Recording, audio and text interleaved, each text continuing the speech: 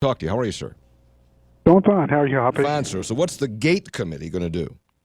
Well, as you know, when we went through the budget process this past year and had the special session, we really were looking at sort of different approaches that people were bringing to the table as far as how we balance our budget. Some were saying we need just to do it all through new revenue. Some were saying, well, we need to do it all through cuts, and so we kind of had different people who were bringing different approaches to the table.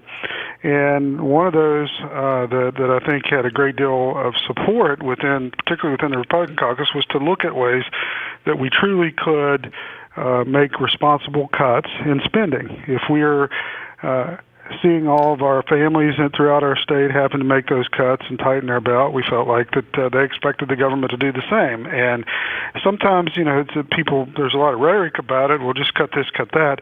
But you truly need to look at each of those cuts individually and make sure that what you're doing is truly making government more efficient and more responsive to the people that we represent. And that's what we want to do with this committee. We believe that there really is excess in our budget in various accounts that we can reach, and we can reduce the size of our government in a responsible way that doesn't take away essential programs or reduce essential programs, but truly makes our government more efficient. And that's what this committee is going to be taking a look at. Tim, whether you call it the Gate Committee, whether you call it an existing budget committee or finance committee, whether you call it Committee XYZ, I mean, the point is to try to find, I sound like I have a lecturing tone here, but the point is the point is to find out if, in fact, there are places that you can cut and have the political will to do it, because you know better than anybody that when the House Finance Committee try to do that, everybody sits in a room and you bring up item A, and somebody says, well, you can't cut item A because that's near and dear to me. What about B? Well, you can't cut B. So that's where it comes into play, is the political will to do it. Would you agree or disagree? What makes this committee any different than that?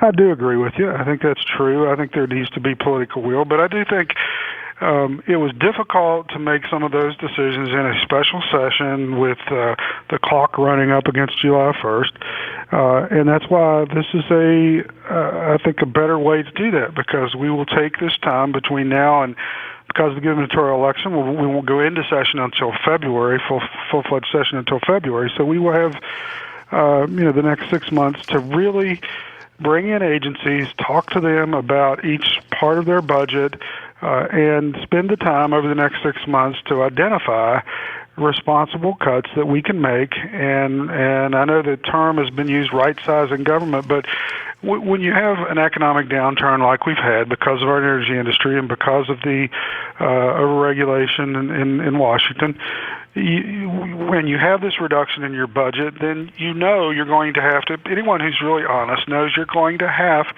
to make cuts somewhere. Yeah, you're not going to be able to just continue to tax your way through this. You're going to have to make cuts. So let's get the people in the room. Let's bring the agencies in, and let's do it in the responsible way. Are you going to come up with a package of cuts and reductions rather than just try to get every individual one through? Because if you have it that way and there's some shared pain there, it might be easier. You still have to muscle it through, but it's probably easier than just coming to the legislature and taking these things up one step at a time.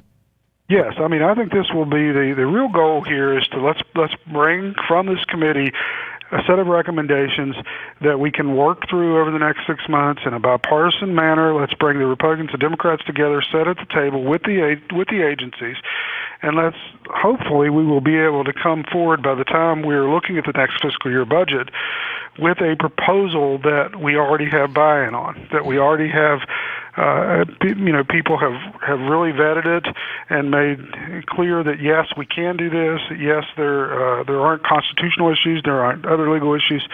That's something we ran into as we tried to make cuts, and some were rightfully critical, saying, "Well, why didn't we cut more in the last budget?" Well, we had a number of ideas that were brought to the table, and the agencies would come forward and saying, well, if you do that, here are the consequences. We can't get this matching federal funds. The last thing we want to do is take some money somewhere where we could get federal matching funds, and then we've actually put a larger hole in our budget. Right, so I understand. Things like that needed to be vetted. What's your target, didn't have Tim? time to do. What's your target? How much do you think you can? What would that package look like? $50 million, $100 million, $150 million, $250 million? Well, then that's something we're working through. I think it's into the to me, in my opinion, it's going to need to be over $100 million, and probably larger than that, because. Again, I think that there are a lot of us who just feel like we simply can't go back to the taxpayers and say, we need more money from you to keep government right where it is. We can't do that. And we shouldn't do that. And the people of West Virginia don't expect us to do that. So I don't know an exact number because we don't have yet the true number of where we think the deficit number is going to be next year. We know it's going to be similar or expected to be similar to what it was this year. And so rather than, wait until we get to that point and start having everyone bring all these ideas to the table, that's what we want to roll our sleeves up and spend the next 6 months truly looking at all these agencies, asking them for their recommendations of where they can cut. But in addition to that, no agency really wants to lose money, so there are times we're going to have to make some tough decisions, and that's what the legislature is going to need to do. Well, you can go to them, and I get that. Everybody wants to protect their turf, and I get that, or every program they think has validity, but you can also say to them, look, it's going to get cut. Now, either you can do it in the way you want to do it, or we're going to do it and you're not going to like it. So, you it's going to happen one way or another. Let me ask you, Tim, and Tim Armstead's with us, the House Speaker, one final question here about another issue.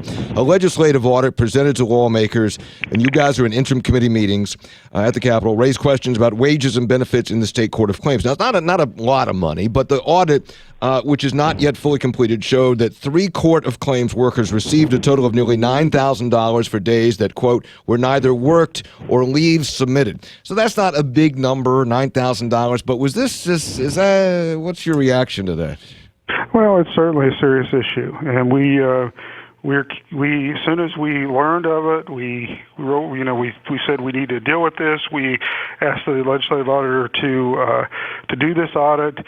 And then they're continuing the audit. They're going to continue to look at the various employees, and anytime you're talking about taxpayers' dollars, and you have people who may be being paid for hours they're not working, then that's a serious issue, and we need to address it. So we take it very seriously, and we want the legislative auditor to continue their work and make sure that we have the facts in front of us, and then we will take action on it. But it is a serious issue because it's taxpayers' dollars we're talking about, and we need to make sure they're spent correctly.